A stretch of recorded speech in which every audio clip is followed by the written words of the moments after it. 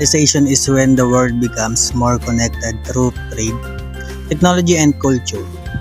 It's important because it affects how countries interact and how things like ideas, goods, and money move around the world.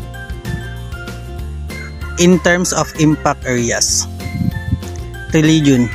Globalization can affect how different religions spread and interact, sometimes leading to more diversity or clashes between beliefs. Economy.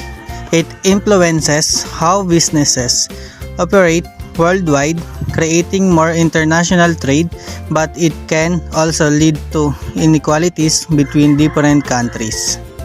Demography.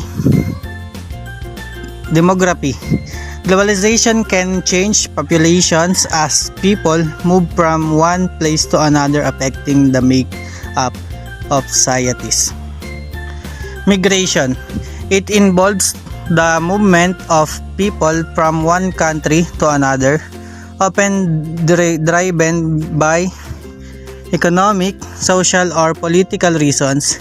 This movement can impact both the countries people live and the ones they go to. Globalization is like a big connection that makes ideas and cultural stuff spread everywhere. It's like a big web connecting different parts of the world. For example, think about how different religions mix and share their beliefs. That's religious syncretism.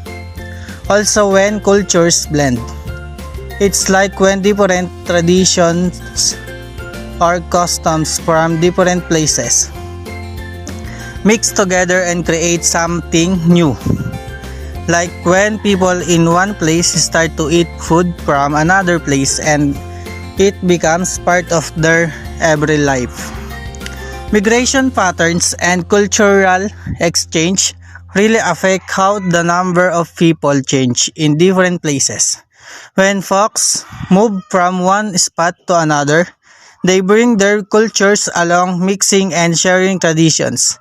This mixing can cause big changes in how many people live in various parts of the world. This whole movement of people globally can lead to shifts in the world's population. Mass movement and mixing cultures can have a big impact on how people live together. When lots of people move to a new place, they bring their own traditions, beliefs, and practices. This can change how society works, making it more diverse and rich with different perspectives.